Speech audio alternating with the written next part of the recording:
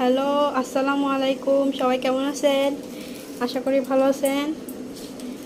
দেখেন আমরা সবাই সন্ধ্যায় চা নাস্তা খাওয়ার জন্য, সরি নাস্তা না, এটা ঝালমুড়ি ঝালমুড়ি খাওয়ার জন্য সব রেডি করছি। এখানে পেঁয়াজ, কাঁচামরিচ, তারপর ধনিয়া পাতা, তারপর একটু করে দিছি, ম্যাজিক মশলা দিছি। তারপরে এবার মুড়ি দিয়ে দিব। মুড়ি দিয়ে আমরা চা দিয়ে এটা খাবো।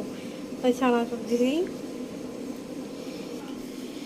দেখেন এই যে ঝালমুড়ি, মুড়ি দিয়ে আজকে অনেক দিন পরে বানাইছি সবাই মিলে খাওয়ার জন্য চা দিয়ে।